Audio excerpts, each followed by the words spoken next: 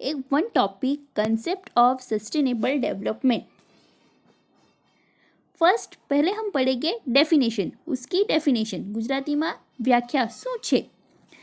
The sustainable development is defined as a type of development which meet need of present without compromising the ability of future generations to meet their own needs.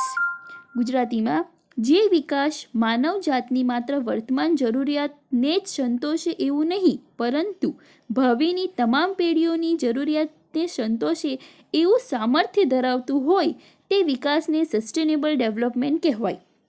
तो ये थी definition. अभी मैं आपको समझाती हूँ कि क्या है डेफिनेशन में।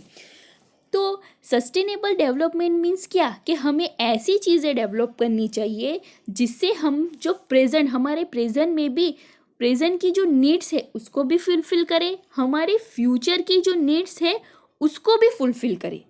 अगर दोनों नीड्स को वो फुलफ़िल करता है, ठीक है, तो उसको हम बोलेंगे सस्टेनेबल डेवलपमेंट कॉन्सेप्ट। ओके, तो अभी जो हमारा सस्टेनेबल डेवलपमेंट कॉन्सेप्ट है उसमें 3 इम्पोर्टेंट थिंग्स है। फर्स्ट है सोशल नीड्स, सेकेंड है इकोनॉमिक्स नीड एंड थर्ड है एनवायरमेंटल नीड्स। गुजरातीમાં સામાજિક જરૂરિયાતો, આર્થિક જરૂરિયાતો અને पर्यावरणीय જરૂરિયાતો।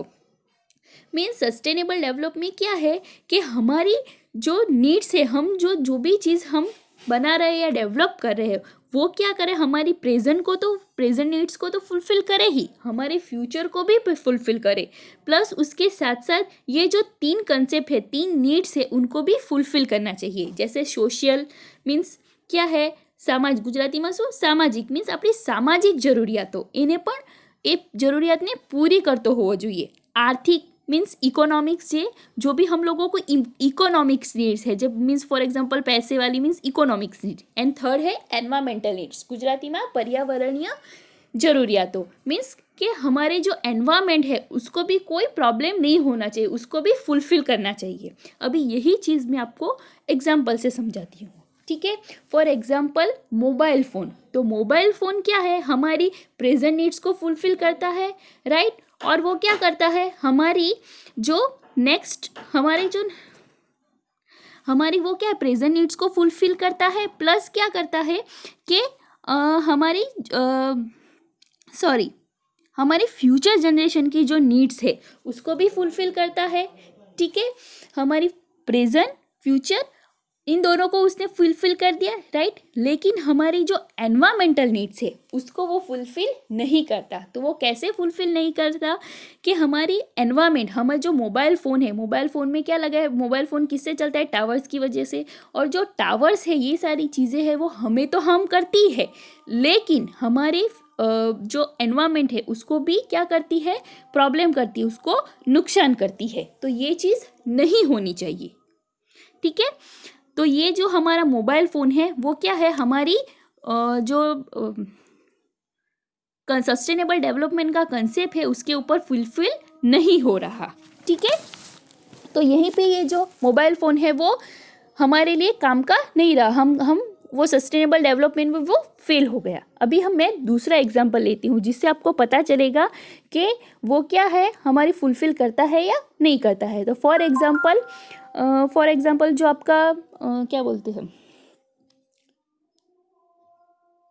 सोलार से चलने वाली कोई भी, सपोज कोई सोलार कार है, सोलार कोई भी सोलार की आइटम है, तो वो क्या करता है, suppose for example solar car, तो सोलार कार हमारी क्या करते हैं, प्रेजेंट नीड्स को फुलफ़िल करता है, हमें इजीली सोलार क्या है, हमें मिलती रहती है, वो उसमें कभी कमी नहीं होती, ठीक है। हम सोलार के लिए पैसे पे करने की ज़रूरत नहीं है, राइट, वो हमें फ्री में मिलती है, फ्री ऑफ कॉस्ट मिलती है, ठीक है। दूसरी चीज़ है, तो सोलार में क्या है, वो हमारी प्रेजेंट को फुलफ़िल कर दिया, ठीक है। हमारे जो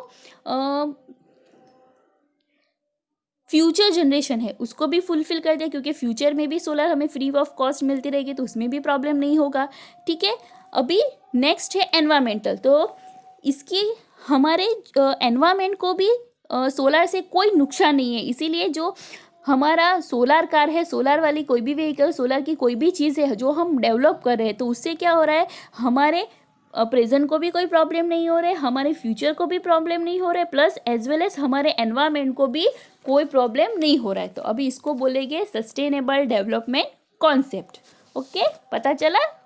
नेक्स्ट है natural resources. Natural resources include air, water, forest, animal, land, river, fossil fuels, metals, mountains etcetera. तो ये सारी जो चीज़ें हैं वो क्या है, उसको क्या बोल देंगे, तो सारी चीज़ें नेचुरल रिसोर्सेज है। तो जो भी नेचुरल रिसोर्सेज है वो 2 टाइप्स में डिवाइड है। First one is renewable and second is non renewable. Renewable means Gujarati में कहूँ तो पुनः प्राप्य, जो चीज़ हमें वापस मिल सकती है उसको हम बोलेंगे रिन्यूएबल रिसोर्सेज। एंड सेकेंड है नॉन रिन्यूएबल रिसोर्सेज, पुनः अप्राप्य मीन्स जो चीज़ हमें फ्यूचर में वापस नहीं मिल सकती उसको हम बोलेंगे नॉन रिन्यूएबल रिसोर्सेज।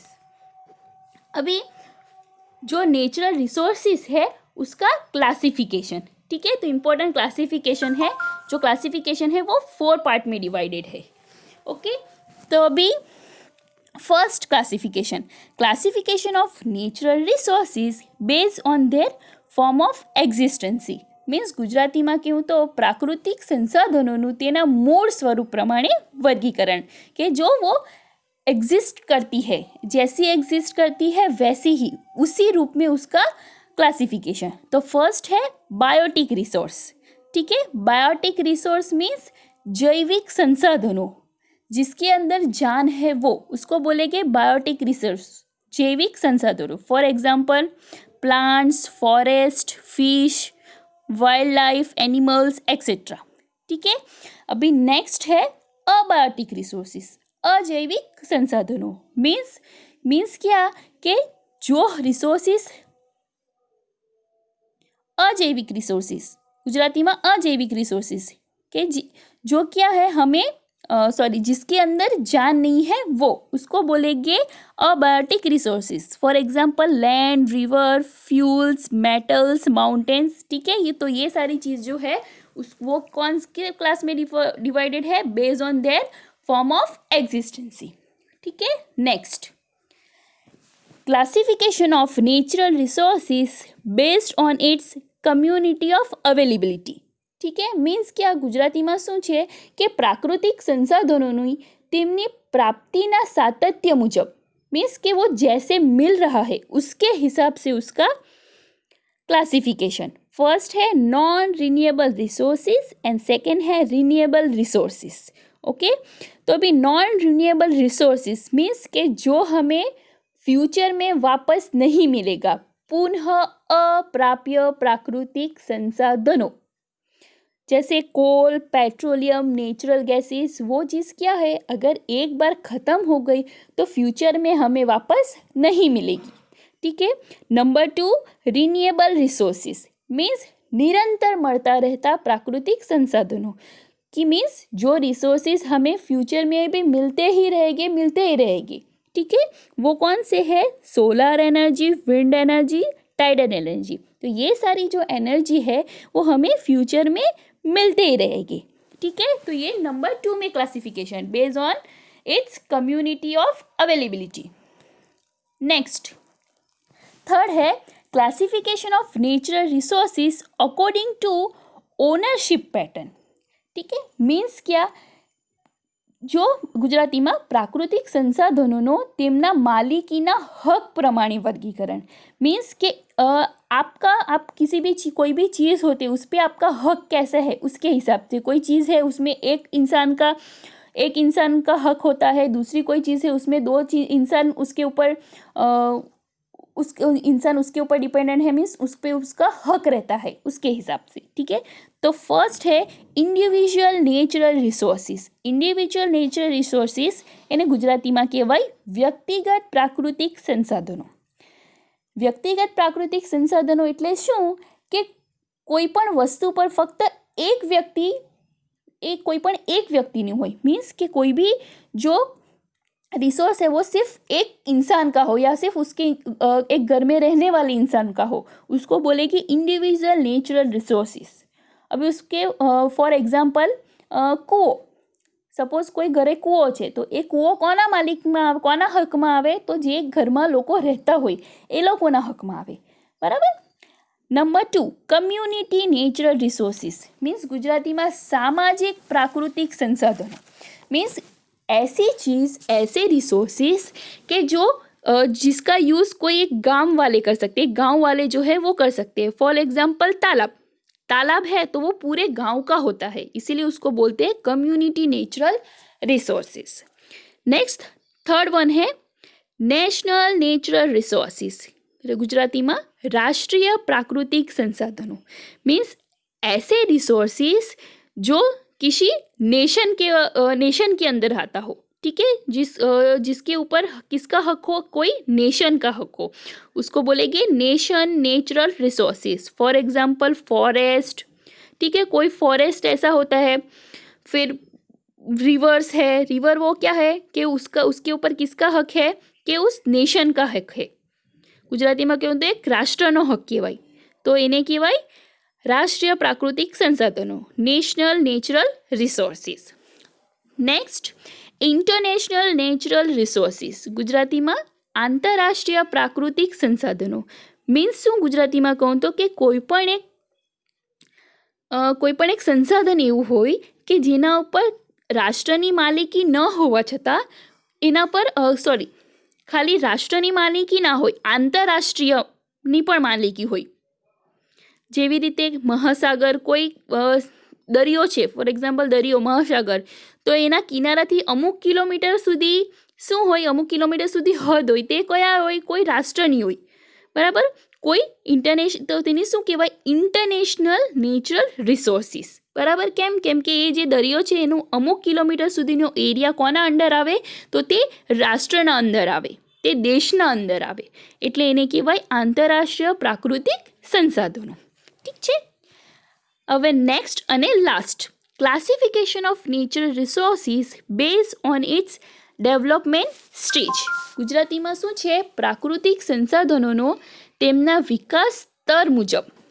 मीन्स क्या है कि कोई चीज़ अभी डेवलप हो गई है, तो कोई चीज़ ऐसी है जो डेवलप नहीं हो रही है, या तो फिर डेवलप हो रही है और ऑन द वे है, या तो फिर कोई ऐसी चीज़ है कि डेवलप होने के लिए सोच रहे लेकिन हो नहीं रही. तो ये जो क्लासिफिकेशन आता है वो इसके अंदर आता है. तो फर्स्ट है develop natural resources means Gujarati में विकसित संसाधनों. मीन्स हो कि कोई एवं संसाधनों, कोई ऐसे रिसोर्सिस जो क्या है उस देश के में उसका डेवलपमेंट हो गया है. ठीक है, फॉर एग्जांपल कोल, आयरन, उसका क्या है? डेवलपमेंट हो गया. कोल हमारे पास अवेलेबल है हमारी जगह में, हमें ढूंढ लिया है कि इस जगह पे कोल अवेलेबल है, इस जगह पे आयरन अवेलेबल है, तो हम क्या करते हैं? वहाँ से कोल निकालते हैं, आयरन निकालते हैं. तो किसके अंदर आता है? Develop natural resources. ठीक है. Number 2, potential natural resources. હવે પોટેન્શિયલ નેચરલ રિસોર્સિસમાં શું આવે કે એવા સંસાધનો જે સંપૂર્ણ રીતે વિકસિત નથી પણ એના વિકાસ થવાની શક્યતા છે. मीन्स वो कंप्लीटली डेवलप नहीं हुए लेकिन क्या है, हमें श्योरिटी है कि वो डेवलप होगी ही. ऐसे रिसोर्सिस को बोलेंगे पोटेंशियल नेचुरल रिसोर्सिस. तो उसमें कौन कौन सा आएगा? तो solar energy, biomass energy, wind energy, tidal energy. तो ये सारी जो एनर्जी उसको किस में आएगा? पोटेंशियल रिसोर्सिस के अंदर.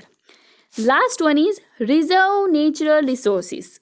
रिजर्व नेचुरल रिसोर्सिस मीन्स શું કે આપણને ખબર છે कि આ વસ્તુ એક જગ્યા पर अवेलेबल है. सपोज कोई चीज़ है वो कहीं पे अवेलेबल है बट कोई रीज़न की वजह से वो कम्प्लीटली डेवलप नहीं हो रहा है.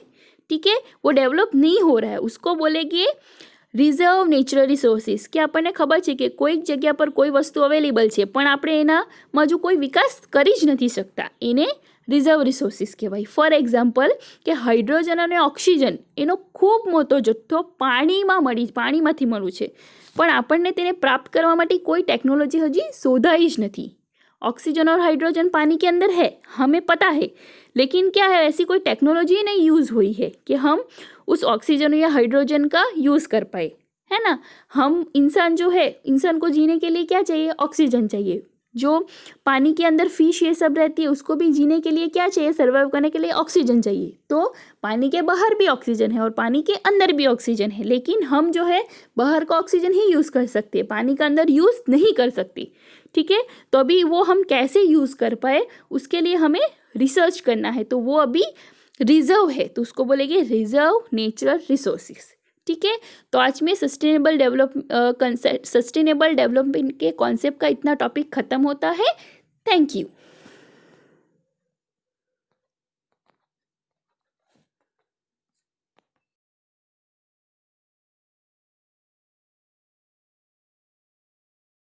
है, ठीक है।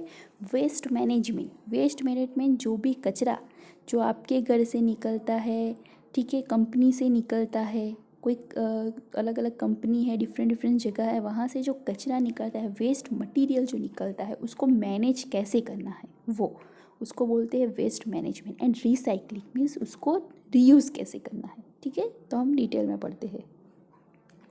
प्रिंसिपल ऑफ वेस्ट रिसाइकलिंग, ठीक है। Waste recycling is defined as processing the potentially useful waste material to produce new and useful product. Means waste material क्या है कि वेस्ट मटेरियल में से जो पुरानी चीज़ है, पुराने मटेरियल है, उसमें से हम क्या बनाएंगे, न्यू मटेरियल, न्यू प्रोडक्ट बनाएंगे। ठीक है, waste recycling reduce the consumption of fresh raw material, reduction in energy usages and reduction pollution. कि अगर हम वेस्ट रिसाइकलिंग करेंगे तो क्या होगा, जो फ्रेश रॉ मटेरियल है, जो नया रॉ मटेरियल है, ठीक है, वो बच जाएगा। ठीक है, जो हमारी एनर्जी है वो बच जाएगी और पॉल्यूशन भी कम होगा। ठीक है, नेक्स्ट है waste recycling of a material would produced a fresh supply of same material. कि जो वेस्ट रिसाइकलिंग है वो फ्रेश प्रोडक्ट प्रोड्यूस करता है, फ्रेश चीज़ मिलती है। ठीक है, और नेक्स्ट उसका एग्जाम्पल है कि भाई for example used office paper two more office paper. Next use plastic will be convert again into plastic. Means क्या क्या एग्जाम्पल है कि अगर पेपर जो यूज्ड पेपर है, ऑफिस पेपर, उसका एज अ वो क्या है, वेस्ट मटेरियल है, तो उसको वेस्ट मटेरियल को हम रिसाइकल करके नए ऑफिस पेपर बना सकते हैं। उसके बाद कोई प्लास्टिक की चीज़ है, वेस्ट प्लास्टिक की चीज़, उसको हम वेस्ट को कन्वर्ट करके अगेन नई प्लास्टिक की चीज़ बना सकते हैं। ठीक है, उसके बाद नेक्स्ट है, हाँ, और एक मोस्ट इम्पॉर्टेंट चीज़ के of course the quality of recycle product will be lower than the fresh product. Means कि जो क्वालिटी है, ठीक है, फ्रेश मटेरियल की और जो रिसाइकल मटेरियल है, बट ऑब्वियस उन दोनों में डिफरेंस रहेगा कि जो फ्रेश है वो बहुत अच्छा ही रहेगा और जो रिसाइकल है उसमें थोड़ा तो वेरिएशन रहेगा। नेक्स्ट है वेस्ट रिसाइकलिंग मेथड। तो अभी जो वेस्ट रिसाइकलिंग करना है, ठीक है, वो तो हमें पता चल गया कि वेस्ट रिसाइकलिंग कर सकते हैं हम, लेकिन उसकी मेथड कैसे हम वेस्ट रिसाइकलिंग कर सकते हैं, ठीक है, वो तो उसमें 3 मेथड्स है। फर्स्ट है डायरेक्ट वेस्ट रिसाइकलिंग, सेकेंड है indirect waste recycling and third है वेस्ट हीट रिकवरी। फर्स्ट है डायरेक्ट वेस्ट रिसाइकलिंग, तो वो क्या है, in direct waste recycling method the waste material such as iron, aluminium, brass, copper, plastic can be melted down and again same material are receive and use in production process. ठीक है, जो waste material है, जैसे कैसे waste material, iron, aluminium, brass, copper, plastic, उसको melt करके, ठीक है, उसको गर्म करके उसको मेल्ट करना है और उससे अगेन हम ऐसी ही सेम प्रोसेस बना सकते हैं। सेम चीज़, अगर प्लास्टिक की कोई चीज़ है तो उसको वेस्ट प्लास्टिक को मेल्ट करके हम प्लास्टिक बना सकते हैं। एल्यूमिनियम है तो सेम एल्यूमिनियम को हम मेल्ट करके दूसरी एल्यूमिनियम की चीज़ सेम बना सकते हैं। तो इस प्रोसेस को बोलते हैं डायरेक्ट वेस्ट रिसाइकलिंग। उसके बाद नेक्स्ट है इनडायरेक्ट वेस्ट रिसाइकलिंग। तो in indirect waste recycling method the potentially used full waste material in reprocess in such as give new material which can use for some different purpose। Means indirect waste material means क्या, जो waste material है उससे हम अलग चीज़ बना सकते हैं। Means plastic से प्लास्टिक, एल्यूमिनियम से एल्यूमिनियम फर्स्ट बनता था डायरेक्ट में, तो इसमें ऐसा नहीं होगा। तो हम क्या करेंगे, उससे कोई दूसरी ही चीज़ बना सकते हैं, उसको बोलते हैं इनडायरेक्ट रिसाइकलिंग। ठीक है। For example, small pieces of wood are reprocessed to make particle board, and second example है waste paper is reprocessed to make cardboard. ठीक है। मीन्स कि वुड जो है उसके जो छोटे छोटे पीस है उससे हम बोर्ड बना सकते हैं, एंड दूसरे है जो वेस्ट पेपर है उससे हम कार्डबोर्ड बना सकते हैं। तो ये क्या हुई, इनडायरेक्ट प्रोसेस, सेम चीज़ नहीं बनती, उससे हम डिफरेंट चीज़ बना सकते हैं, तो उसको बोलते हैं इनडायरेक्ट। एंड लास्ट है वेस्ट हीट रिकवरी। ठीक है। The waste material which cannot be converted in any useful purpose can be burned in incinerators, and heat can be recovered. This recovered heat can be used as heat energy. ठीक है। First है direct, second थी indirect, and third है heat recovery. Means हम waste material का use करके हम कोई चीज़ नहीं बना, ना ही डायरेक्ट बना सकते ना ही इनडायरेक्ट बना सकते हैं।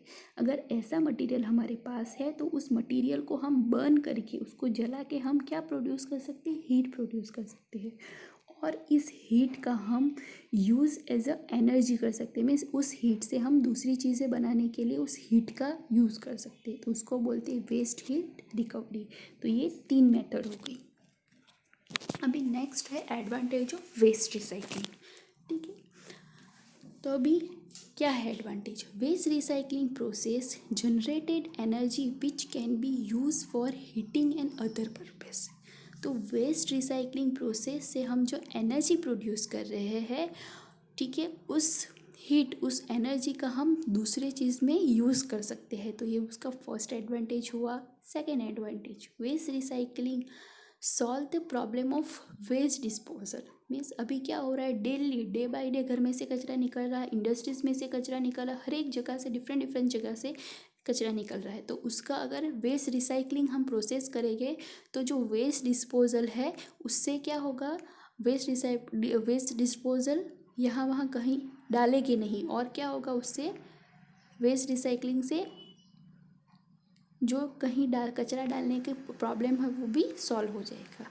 उसके बाद है waste recycling increase the utilization of raw material. कि वेस्ट रिसाइकलिंग से जो रॉ मटेरियल बच रहा है, जो वेस्ट कचरा बच रहा है, उसका हम अच्छे से यूटिलाइज कर सकते हैं। Waste recycling gives product like ethanol, methanol and ethane gas. Waste ये जो है टॉपिक वो आप चैप्टर नंबर 5 में पढ़ सकते हो, बायोमास। ठीक है। बायोमास के अंदर उसमें इथेनॉल, मिथेनॉल और इथेन गैस कैसे बनते हैं, ठीक है, वो पूरा टॉपिक आपको दिखाया गया है। ठीक है। Waste can be directly burn to give heat energy. कि वेस्ट में से हम डायरेक्टली वेस्ट को बर्न करके जला के उससे हम हीट प्रोड्यूस कर सकते हैं। नेक्स्ट है waste recycling reduce the pollution. Waste जो है उसको हम क्या कर रहे हैं, रिसाइकल कर रहे हैं, इसीलिए जो एनवायरमेंटल है उसमें पॉल्यूशन भी कम होगा।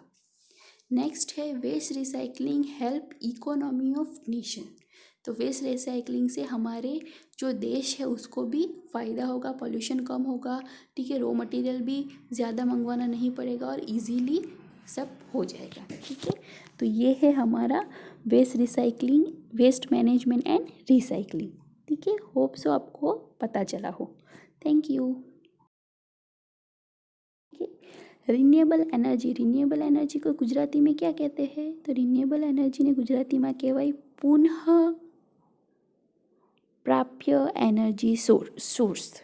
मीन्स पुनः प्राप्य स्रोत। ठीक है। इसको हम अब डिटेल में पढ़ते हैं। फर्स्ट है नीड फॉर रिन्यूएबल एनर्जी। कि भाई रिन्यूएबल एनर्जी की ज़रूरत क्या है, कि पुनः प्राप्य एनर्जीनी જરૂરિયાત શું છે। તો up till now for our energy requirement we use fossil fuels such as coal, petroleum and natural gases. These are called conventional energy source. Means कि अभी तक हम क्या कर रहे थे कि हम पेट्रोल, डीजल, कोल, नेचुरल गैस ये सब को यूज़ कर रहे थे, उसको क्या बोलते हैं, कन्वेंशनल एनर्जी सोर्स।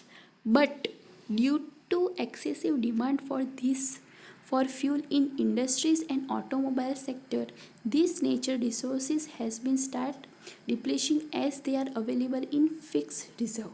मीन्स कि अभी क्या हो रहा है इंडस्ट्रीज़ के अंदर, ऑटोमोबाइल सेक्टर के अंदर एज वेल एज ह्यूमंस क्या कर रहे हैं, इन सब का यूज़ ज़्यादा कर रहे हैं।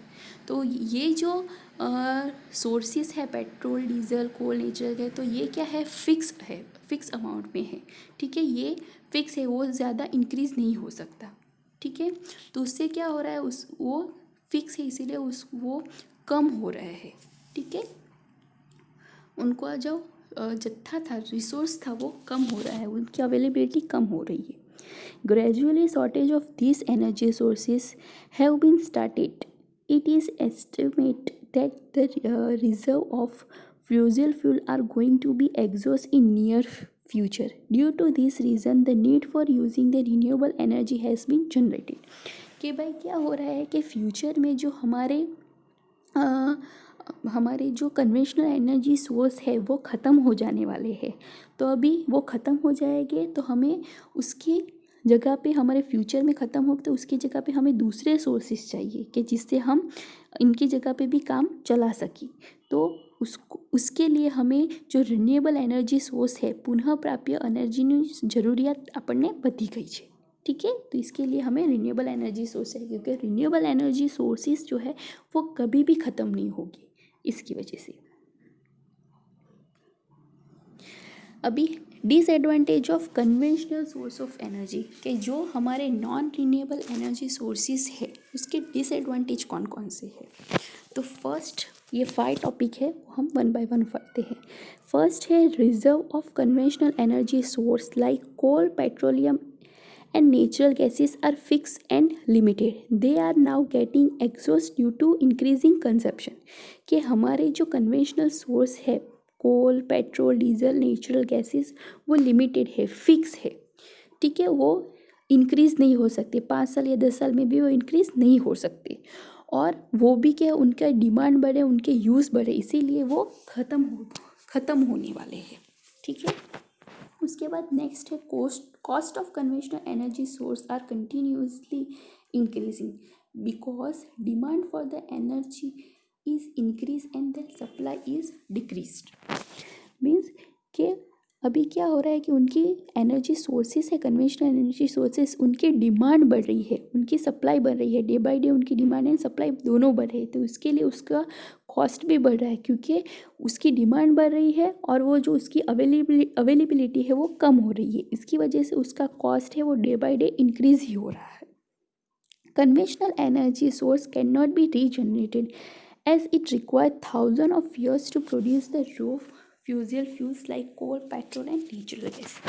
ये जो कन्वेंशनल सोर्स है, एनर्जी है, वो क्या है, वो उसको बनने में 1000 ऑफ ईयर्स लग जाते हैं, इसीलिए वो वापस रीजनरेटेड नहीं हो सकती। Next, transportation of raw energy such as coal, petrol and natural gas is difficult as well as costly.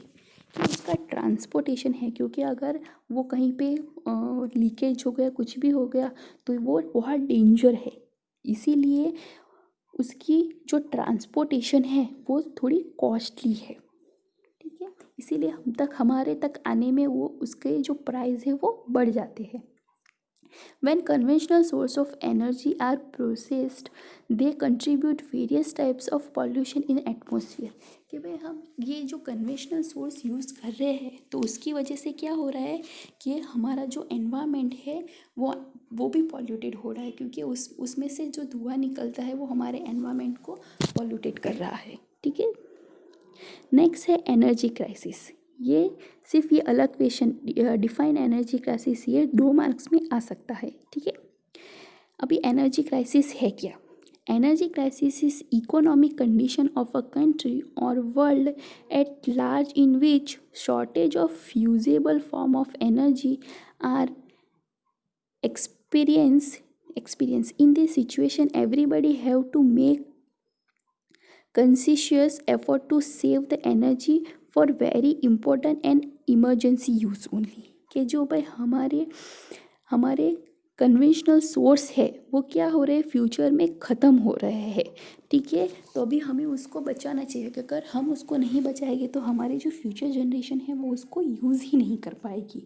इसीलिए अगर उसका इम्पोर्टेंट है, अगर आपको काम है तो ही आप उसको यूज़ करें। मीन्स अगर आपको एक जगह से दूसरी जगह जाना है तो अगर आप वो वहाँ पे चल के भी जा सकते हो आप, तो चल के जाओ, व्हीकल का यूज़ मत किया करो।